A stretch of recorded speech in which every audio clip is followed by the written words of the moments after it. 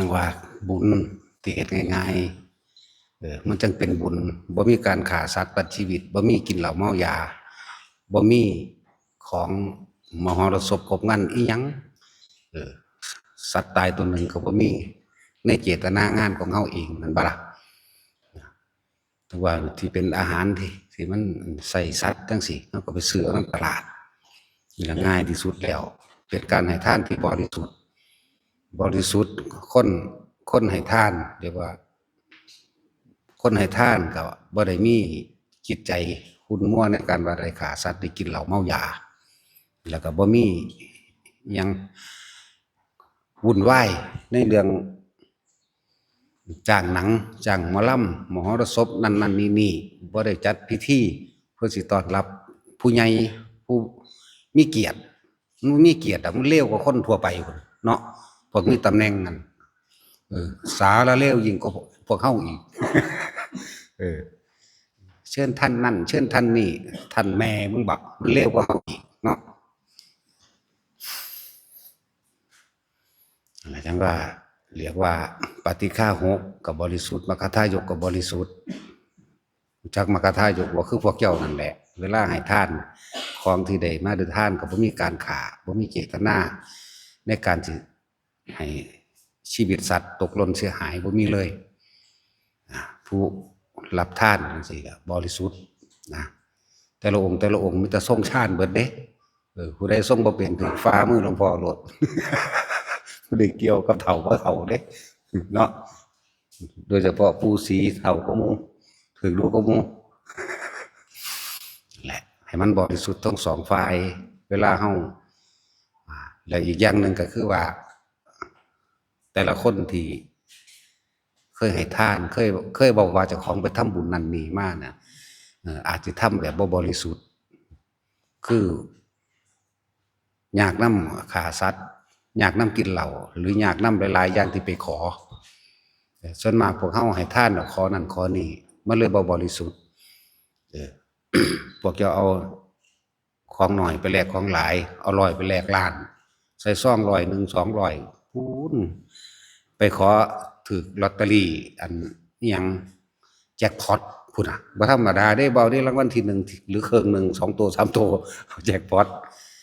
ขอให้พ้นทุกข์พ้นยากเด้อผู้ขาร่ำผู้ขารวยขอบ่ให้เก็บไว้ปวดบ่ให้ป่วยว่าไปหลายอย่าง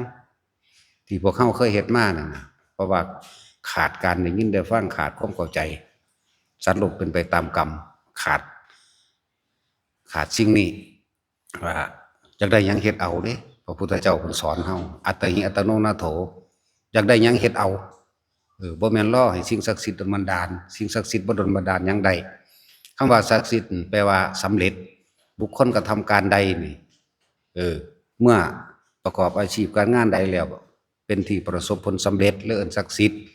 คือพระพุทธเจ้าเฮาเพิ่นบำเพ็ญบารมีมาเป็นพุทธเจ้าเพิ่นได้เป็นพุทธเจ้าและเอิ้นว่าศักดิ์สิทธิ์แปลว่าสำเร็จโพธิญาณสำเร็จเป็นพระพุทธเจ้าแล้วบ่แม่นว่ามีผู้อื่นดลบันดาลบ่มีสิ่งศักดิ์สิทธิ์ดลบันดาลแล้วพวกเฮาเข้าใจว่าเพิ่นเป็นสิ่งศักดิ์สิทธิ์พวกเฮาเลยขอนำพระพุทธรูปอยู่หม้องใดก็สร้างกูขอตะบุตะผู้ไปเบิดเพิ่นบ่ได้ดลบันดาลให้เฮาเด้เพิ่นเอาความจริงที่เพิ่นตรัสรู้แล้วเป็นผู้รู้ตามความเป็นจริงได้แล้วรู้สัตว์เกิดแบบนี้เพราะอาศัยตัณหาเวียนว่ายตายเกิดผู้ที่บ่เกิดก็ต้องปฏิบัติตามนี้รู้เท่าทันตัณหาจึงจะบ่เกิดแล้วเพิ่นก็นำวิธีทำมาให้พวกเฮาปฏิบัติตามวิธีของเพิ่นก็ง่ายๆนึงเด้มันเพิ่นบ่ได้สอนยากผู้ใดฮู้ทุกข์ฮู้เหตุแห่งทุกข์ผู้ใดฮู้จักวิธีดับทุกข์และทุกข์ดับไปผู้ใดฮู้ว่าคนเฮาเป็นทุกข์เพราะว่าความคิดนี่แหละเฮ็ดให้เฮาทุกข์นะความคิดกับความจำคิดถึงเรื่องเก่าๆก็เศร้าก็เหงาคิดถึงผู้นั้นคิดถึงผู้นี้เป็นห่วงกังวลคิดถึงคนที่ฮักนั่นแหละเป็นห่วงจังสั่นจังสี่คิดถึงคนที่สั่งก็ศูนย์ขึ้นโลดละบาดนี่แล้วทุกข์ก็ดีแต่บ่ฮู้ได้ในขณะที่คิดนั่นน่ะอารมณ์มันเกิดพอใจมั่งบ่พอใจมั่งโกรธเกลียดเครียดแค้นนั่นแหละภพมันเกิดตอนนั้นที่พวกเฮาบ่รู้นั่นโกรธเกลียดเครียดแค้นศูนย์เขาจะฆ่าเขาตายบ่ฮู้ได้ว่าถ้าเจ้าของตายในตอนนั้น ไปนรกเลยเด้ตัวใดพาไปกับตัวจิตตัวคิดตัวอารมณ์ตัวความรู้สึกนั่นเด้มันไปมันบ่แม่นผู้ใดผู้หนึ่งสิมักกะซากเจ้าไปเด้บ่แม่นว่ามีแนวดลบันดาลเด้บ่มีและผู้ใดเขาคนคิดถึงวิธีให้พ้นจากทุกข์ได้คือหยุดคิดมันมีอยู่วิธีอยู่เด้อที่บอกซุมื้อแนะนำให้ซุมื้อน่ะไผก็ดีทรงฌานเจริญฌานโดยอานาปานสติเด้อลมหายใจเด้อจับจุดอุณาโลมเด้อหรือทำความรู้สึกอยู่ในเรือนแห่งกายเจ้าของเองอย่าออกหมายถึงว่าอย่าคิดออกไปหาผู้นั้นผู้นี้แต่คิดออกไปหาบุคคลอันเป็นที่รักก็เป็นห่วงกังวลแนวนั้นแนวนี้โอ้ยบ่มีทรัพย์สมบัติบ่มีมูลมรดกให้เขาอีนั่นอีนี่ตั้งโตบ่ทันได้เนี่ยเป็นห่วงหานั่นแหละทุกข์เพราะว่าคิดออกไปเป็นแบบนั้นสาเหตุแห่งทุกข์คือเฮาคิดออกไปเรื่องนั้นเรื่องนี้ถ้าเฮาอยู่กับลมหายใจกลับเข้ามาสู่ลมหายใจกลับเข้ามาทำความรู้สึกอยู่ในกายของเองความคิดมันบ่เกิดความคิดมันบ่ไปตั้งคำว่าตั้งคือคิดถึงทุกคนมีบ้านคิดถึงบ้านเห็นบ้านโลดปรุงแต่งผู้ใดเงินบ่ทันได้แล้วบ้านบ่ทันได้แล้วกังวลในการสร้างบ้านนั่นแหละเกิดแล้วเด้นั่นน่ะพบได้เกิดขึ้นแล้วในขณะที่มีความรู้สึกว่ากังวลอยากให้แล้วอยากให้ทั่วนั่นแต่ตายตอนนั้นก็ไปละเดรัจฉานหรือเปรตพุ่นล่ะไปจังซั่นเด้วิธีการเกิดของหมู่สัตว์พวกเฮานี่ล่ะสัตว์แม่นอันหมูหมากะไก่เด้นำกันนั่นแหละนี่จังว่านี่คือสาเหตุแห่งความเกิดสัตว์ทั้งหลายมันไปแต่เกิดเพราะว่าการคิดถ้าผู้ใดไปเกิดในโลกบัดนี้ไปคิดถึงไปมีความรู้สึกบ่พอใจเครียดกับคนที่เกลียดคนที่เฮ็ดให้เฮาบ่ได้ดังใจศูนย์ให้เขาโมโหวืออยู่แต่เจ้าของพอดีย่างไปนำศูนย์ไปนำขาขวางกันหัวฟาดพื้นตายซ้ำไปนรกได้นั่นเว้าคือเว้าเล่นแท้จริงเด้พวกเจ้าเอ๋ยพวกเจ้าเคยศูนย์บ่เคยศูนย์เนาะเคยโมโหหลายกว่าเบิดทุกอย่างอีกเคยโมโหยิ่งกว่านั้นอีกนั่นแหละถ้าตายตอนนั้นอารมณ์ความรู้สึกนั่นแหละเอิ้นว่าภพพวกเขาบ่เข้าใจอันดอกภาษาบาลีนั่นน่ะกรรมภพรูปภพอรูปภพตัณหาอุปาทานวิชชาปัจจยาสังขาราปัจจยาวิญญาณังมืดตึ๊บเบิดในนี่แหละเนาะจักแม่นหยังทองก็ทองไปซื่อๆทองได้อยู่ทองได้คล่องพร้อมแต่ว่าโดยน้อมนำความจริงมาเวลาเฮาคิดถึงคนที่เฮาสั่งภาพหน้ามันขึ้นมาโลดเด้แล้วก็เรื่องราวต่างๆที่เคยทะเลาะทุ่มเถียงตีกันมาฆ่ากันมานี่ขึ้นมาโลดเด้ปรุงไปได้เนี่ยก็เกิดอารมณ์ความรู้สึกได้บาดนี้นั่นแหละจึงบอกว่าจิตมีที่ตั้งก็หมายถึงไปคิดถึงบุคคลที่กำลังเกลียดบ่พอใจแล้วก็คิดปรุงแต่งอยากฆ่าเขาอยากปาดคอมันอยากมันฉิบหายอารมณ์ก็เกิดนั่นแหละภพเกิดนิระยะคติภพอันนั้นอารมณ์ที่เร่าร้อนกังวลนั่นแหละแต่เฮาตายตอนนั้นก็ไปแบบนั้นเลยร่างกายบ่รู้เรื่องร่างกายนี่เป็นแค่เครื่องอาศัยของจิตอาศัยอยู่ไสล่ะตัวจิตตัวใจนี่อยู่ไสก็คือความรู้สึกส่วนมากสิออกจากส่วนหัวใจของเฮาเองเวลาเฮาตกใจหัวใจเต้นแรงๆเด้ตับขึ้นโลดจังซั่นดีใจก็คือกันเสียใจก็คือกันนั่นแหละนี่คือวิธีการเกิดอย่างว่าต้องฟังต้องมาฝึกหัดพร้อมต้องมาเห็นคำว่าความรู้สึกนี่เฮาสิมีความรู้สึกพอใจกับบุคคลสัตว์สิ่งของไม่พอใจกับบุคคลสัตว์สิ่งของอันนี้เรียกว่าอารมณ์ภายนอกเรียกว่าจิตมีที่ตั้งไปตั้งกับบุคคลสัตว์สิ่งของกับบุคคลที่เกลียดสิ่งของที่ไม่พอใจเห็นบ่บ้านบ่พอใจก็มีเด้รถบ่พอใจก็มีช้างม้าวัวควายบ่พอใจก็มีเครียดให้หมาก็มีนั่นแล้วบุคคลสัตว์สิ่งของที่พอใจกับบุคคลสัตว์สิ่งของก็เหมือนกันคิดปรุงแต่งเราอยากได้พอใจในรูปในรสในกลิ่นในเสียงของมันอยากได้แสวงหาคิดหาตัวคิดหาเมื่อคิดหาแล้วมีความพอใจในอารมณ์ถ้าพอใจอยากได้บ้านหลังงามอยากได้นั่นนี่มีความหลงไหลอยู่นั่นแหละจิตสัตว์เดรัจฉานหรือความรู้สึกของเดรัจฉานมันสิหลงไหลในรูปลักษณะตาทางในรูปในรสในกลิ่นในเสียงนั่นแหละแต่พอพอใจ นรกเด้อแต่ถ้าพอใจแบบโลกก็ไปทางอบายคือเก่าเด้มีอยู่3ทางนรกเปรตกับสัตว์เดรัจฉานแต่คนพอใจในทางบุญเด้พอใจนี่ดีใจได้ใส่บาตรหลวงพ่อได้ใส่ได้มาทำบุญตาดเข่งเด้ว่าจังซี่ปลื้มใจแต่ตายตอนนี้ก็ไปสวรรค์นึงที่สิบอกให้ไปสวรรค์นึงเด้ก็ยังเกิดอยู่เด้นั่นน่ะและถ้าผู้ใดทรงชาญเจริญชาแน่ก็ยกจิตขึ้นสู่ที่สูงไปอีกเป็นพรหมโลกโดยอาศัยอาการปิติทุกคนฝึกได้สิเว้าให้เบิดทั้งเบิดมันบ่เบิดดอกเว้าอยู่ซุมื้อก็ยังบ่เบิดเพราะว่าเป็นเรื่องของแต่ละคนที่พบพ้อมาแต่ว่าคนผู้นั้นบ่เคยน้อมเข้ามาหาเจ้าของบ่เคยน้อมเข้ามาเบิ่งความรู้สึกเจ้าของเองความรู้สึกของคนเฮาส่วนมากบ่ค่อยอยู่กับตัวเองเด้ผู้ลูกอยู่เมืองนอกความรู้สึกก็ห่วงลูกเมืองนอกเนาะห่วงมันอยู่หั่นแล้วนั่นแหละเลยว่าความรู้สึกของเฮาอยู่ภายนอกผู้เลี้ยงงัวเลี้ยงควายก็มีความรู้สึกเป็นห่วงกังวลกับงัวควายมีความหวังว่ามันจะขายได้ราคาแพงผู้ห่วงหมาก็ห่วงเอาข้าวเอาน้ำไปมันกินพวกนี้ไปทั้งตำเบิดเด้ตายตอนนั้นล่ะตอนที่มีอารมณ์แบบนั้นแต่คนวันนี้ไปทางบุญห่วงยันบ่ได้ใส่บาตรบ่ทันห่วงยันบ่มีถวายของห่วงยันบ่ได้เฮ็ดนี่ให้นั่นน้ำเพิ่นห่วงเหมือนกันแต่ว่าห่วงตัวนี้เป็นห่วงที่บ่ได้ไปทำร้ายเบียดเบียนให้ผู้ใดผู้หนึ่งเสียชีวิตและทรัพย์สินห่วงตัวนี้พวกนี้จิตมันสบายกว่ากันอันลักษณะนี้มันเลยไปทางสูงแน่ไปสวรรค์นั่นแหละจึงบอกว่าความรู้สึกของเฮาพอใจหรือโกรธเกลียดกับบุคคลสัตว์สิ่งของพอใจหรือไม่พอใจกับบุคคลสัตว์สิ่งของนั่นแหละล้วนแล้วเป็นอารมณ์ทั้งหมดบางทีความรู้สึกอยากได้ความรู้สึกอยู่กับตัวเองกลับมาเบิ่งลมหายใจนี้อันที่สอนให้อยู่นึกน่วงอยู่กลางคิ้วกลางหน้าผากบนหัวมั่งอันนี้แหละจึงเรียกว่าความรู้สึกนี่กลับมาอยู่ในตัวเองแล้วมันก็สิค่อยๆเห็นความคิดของเจ้าของเองโอ้คนเฮามันเป็นทุกข์เพราะความคิดจริงๆเนาะเป็นภาวะสัญญาอารมณ์ความรู้สึกที่ผ่านมาแล้วเฮ็ดจังไดมันสิดับสัญญาสิดับอารมณ์ความรู้สึกอันเก่าได้ก็ว่าไปจึงมีการฝึกหัดปฏิบัติเพื่อให้รู้เท่าทันความคิดเพื่อสิให้เห็นสิ่งทั้งหลายทั้งปวงบ่ควรเข้าไปยึดมั่นถือมั่น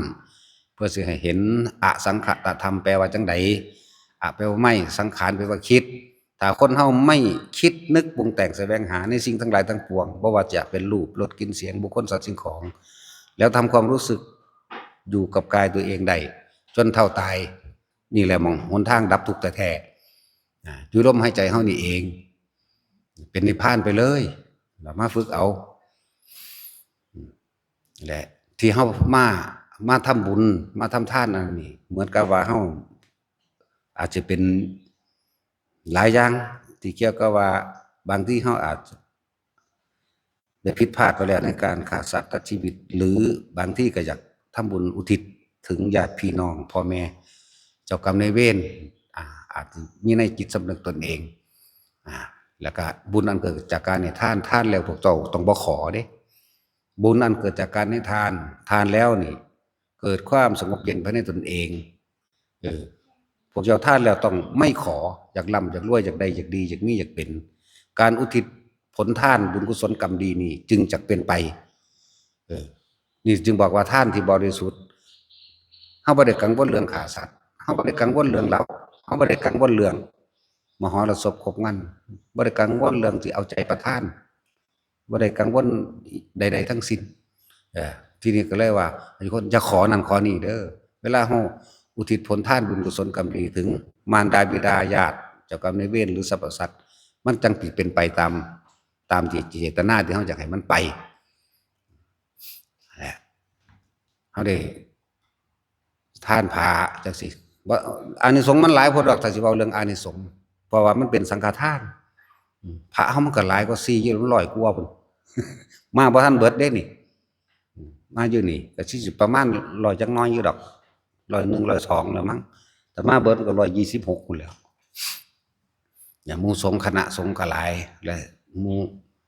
ภิกษุสงฆ์ทั้งหลายเหล่านี้เน้นฝึกหัดปฏิบัติจิตตัวเองอย่างเดียวงานนิมนต์นั่นนี่บ่ค่อยไป บ่ไปบ่รับเสียเวลาผู้ใดอยากทำบุญมาทำเอาเองโลดเนาะผู้ใดอยากมาเอาเองผู้ใดอยากให้ทานอยู่ดีก็มาผู้ใดอยากฝึกภาวนาก็มาแนะนำให้เอาจนได้อยู่พุ่นล่ะถ้าตั้งใจมาแล้วเอาแบบนี้เอาเน้นแต่จากหลวงพ่อแนะให้ข้าวเดียวนึงเด้ถ้าบ่ได้2-3 นาทีก็ด่าอีประสาทไปฝึกนำผู้อื่นแล้วแล้วก็ตลอดทั้งปีมานี่เฮาอาจจะเรียกว่าอยากชำระหนี้สงฆ์หรือบางทีเฮาก็ไปวัดนั้นไปวัดนี้คำว่าสงฆ์ก็ทั้งเบิดในโลกนี่แหละหม้องใดก็สร้างล้วนแล้วแต่สืบทอดคำสอนพระพุทธเจ้ามาทั้งนั้นแหละบางทีเฮาอาจจะไปใส่ไฟเขาเจ้าใส่ห้องน้ำเขาเจ้านั้นนี่แต่ว่าโดยบางทีก็ไปหยิบเอานั้นเอานี่มานั่นแหละฉะนั้นเบิดปีนี้ก็คนที่ต้องการชำระหนี้สงฆ์เฮาก็สร้างพระให้แล้วตอนนี้พระองค์ใหญ่เท่ากันนั่นแหละกับองค์สีขาวเสมอกันเบิดปีนี้ก็เอามาแล้วเรียบร้อยแล้วอยู่หน้าธรรมทุกคนทั้งมาที่นี่และไม่ได้มาที่นี่นะหลวงพ่อรวบให้ด้วยการชำระหนี้สงฆ์คือสร้างพระชำระหนี้สงฆ์เป็นอุเทสิกเจดีย์อุทิศถวายตรงน้อมถึงคุณพุทธเจ้าวัดทุกวัดเกิดได้ก็เพราะว่าพุทธเจ้านั่นแหละแต่บ่มีพุทธเจ้าก็บ่เกิดดอกมองได้ว่าบ่มีพระพุทธรูปก็วาดเอาอยู่ไหมวาดรูปพระพุทธเจ้าคือเก่าเด้ล่ะเนาะบ่ได้วาดรูปเจ้าของเด้ เลิศสร้างพระชำระหนี้สงฆ์ให้แต่ละคนเหมือนกับว่าสิ่งที่เฮากระทำผิดมาเกี่ยวกับสองสงฆ์ลบล้างเบิดเข้าใจว่าล่ะแต่ว่าอย่าเฮ็ดใหม่แต่เฮ็ดใหม่ก็สร้างใหม่อีกจะเป็นเพราะซ้ำนี้แหละหน้าตักมันสิต่ำกว่า4 ศอกอยู่บ่พวกเจ้าว่านั่นเห็นบ่ล่ะ60 นิ้วนั่นแหละก็เป็นพระชำระหนี้สงฆ์ทั้งที่มาและไม่มาแม่นแต่มันพุทธบาทหรือจนถึงพุทธล้านก็ตามร่วมแล้วได้ทุกคนอยากว่าล่ะนี่เฮ็ดเพื่อทุกคนเพื่อแผ่ไปทุกคนตั้งสัจจะอธิษฐานจิตเพื่อชำระให้ทุกๆคนแม่นมาบ่มาก็สร้างพวกเจ้าไปเอาของสงฆ์อยู่อันต่างจังหวัดอยู่ต่างประเทศก็สร้างผู้ใดสิได้รวมมาเนี่ยที่นี่เฮาก็อธิษฐานเพื่อชำระหนี้สงฆ์ให้อย่างหนึ่งนี่แหละนี่ก็เลยว่าเบิดปีนะเฮาก็บ่ฮู้ล่ะทั้งที่ตั้งใจเอาบ่ตั้งใจเอาก็มี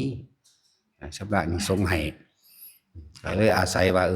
เฮ็ดผ้าป่าโบราณเป็นนำพวกเจ้าทั้งได้ถวายผ้าทั้งได้สร้างพระพุทธเจ้าพร้อมมาแหละกันเอาไว้เพื่อพลาดกลับมาเกิดศาสตร์มาล้วนแล้วแต่ของเก่าเฮาเฮ็ดไว้เบิดแหละ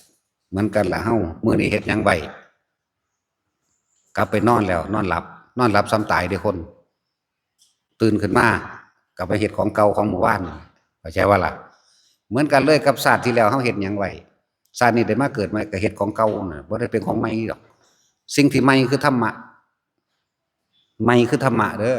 บ่แม่นของล้าสมัยล้ำสมัยและเลยสมัยล้ำยุคเมื่อถ้ามันลึงมันชินกับธรรมะไปนิพพานเบิดแล้วเด้ไผเดี๋ยวนี้ก็ดีแต่มันเข้าใจความจริงของชีวิตแล้วสัตว์เกิดแบบนี้สัตว์บ่เกิดแบบนี้เอาแม่ศาสตร์นี้ได้ทุกคนนั่นแหละแต่ฝึกหัดตัวเองเด้แต่บ่ฝึกหัดก็มีผู้ใดมาดลบันดาลให้ได้เด้หลวงพ่อนี่หรือพระพุทธเจ้าเพิ่นก็บ่ดลบันดาลเด้พระสงฆ์องค์ใดอรหันตเจ้าองค์ใดเพิ่นก็บ่ดลบันดาลได้เด้เพิ่นมีแต่บอกหลวงพ่อนี่หังมีแต่ด่าซ้ำแหมเนาะขอนั่นขอนี่ป้างใส่โลดเด้ให้พวกเจ้าสะเทือนใจแน่หมู่อื่นๆบ่กล้าด่ามันหยาบมันเลยต้องด่าแม่นว่าล่ะอยากให้พระเว้าม่วนๆอยากให้เว้าเอาใจตั้งสิฟ้ามือนี่แหล้วเนาะเรื่องสั้นผู้ใดสิ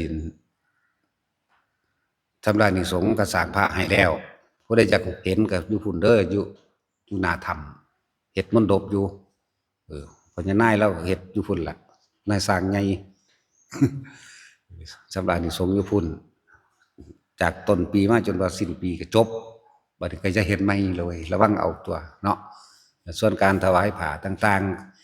ๆส่วนเฮาศาสตร์นี้เฮาบ่ทันได้จบกิจถึงนิพพานศาสนาเกิดมาเฮาก็มาสร้างของเก่านี่แหละเลยสร้างเฮ็ดทุนไว้คนที่สร้างพระก็รูปร่างกายก็บริบูรณ์สมบูรณ์ มีอาการครบ32บ่พิการบ่ง่อยเปี้ยเสียขาปัญญาอ่อนดอก1ผ้าเรียกว่าอันเป็นเครื่องอาศัย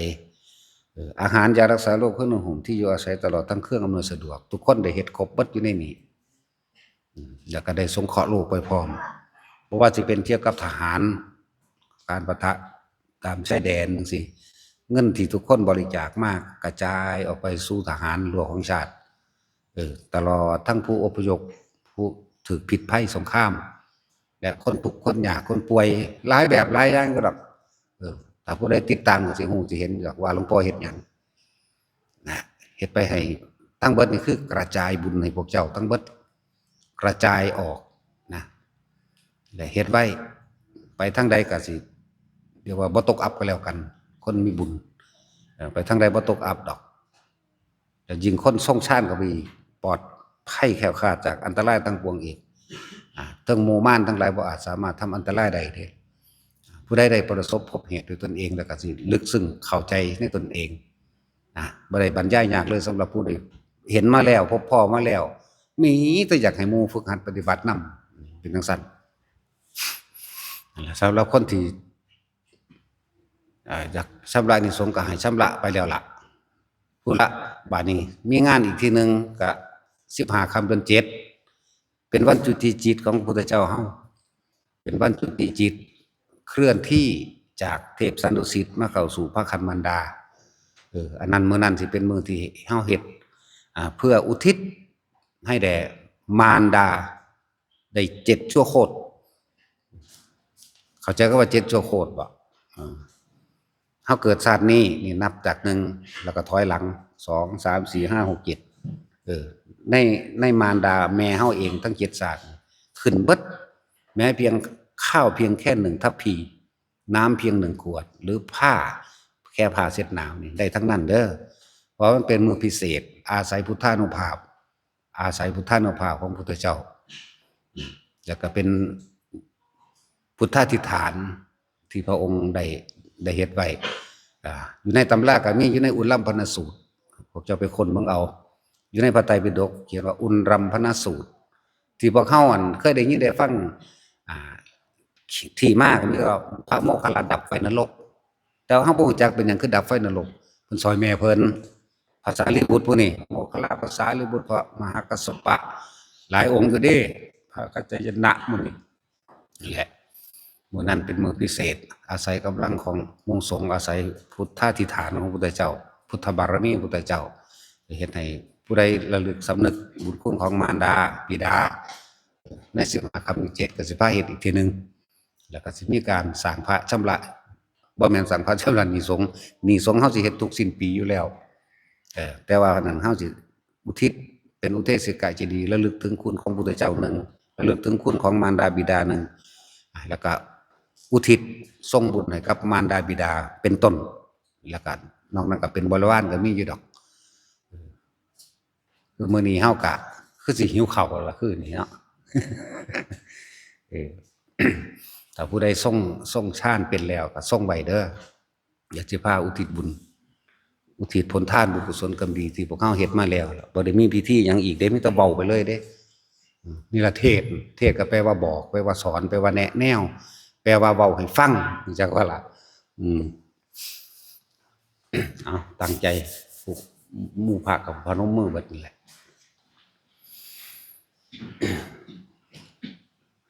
สิทธมัตถุสิทธิกริยะตถาคโตสิทธิเชโยนิจังสิทธิราโภนิรันตรังสัพพะทานังภวันตุเตขอผลทานบุญกุศลกรรมดีที่ข้าพเจ้าได้ทำแล้วตั้งแต่อดีตตอนต้นจนถึงปัจจุบันณขณะนี้ขอผลทานบุญกุศลกรรมดีจงถึงแด่มารดาบิดาของข้าพเจ้าญาติของข้าพเจ้าทั้งหมดเจ้ากรรมนายเวรของข้าพเจ้าทั้งหมดตลอดทั้งสรรพสัตว์ทั้งหลาย ไม่มีที่สุดไม่มีประมาณขอท่านทั้งหลายจงได้รับบุญกุศลกรรมดีนี้แล้วมีความสุขเถิดยะถาวาลิวหาปุราปริปุเรนติสาคารังเอวะเมวะอิโตทินังเปตานังอุปกปปติอิจิตังปฏิตังตุมหังคิปะเมวะสมิจฉันตุสัพเพปุเรนตุสังคปาจันโทปนระโสยถามณิโชติระโสยถาสัพพิติโยวิวัชชันตุสัพพะโรโควินาศตุมาเตภวัตวันตรายโยสุขีทีขายุโกภวะอาภิวาทนาสีริสนิจังวุธาปจายโนจัตตารโอธรรมาวัฏันติอายุวันโนสุขังพะลังสัพพะพุทธานุภาเวนะสัพพะธรรมานุภาเวนะสัพพะสังฆานุภาเวนะสัทธาโสถีพระวันตุเตสาธุพุทธนังชีวิตสนัสสกาเกนะหิอันตรายโยกาตุงตถาเตโหตุสาธุไหว้พระแล้วพากันไปกินข้าวจบแล้ว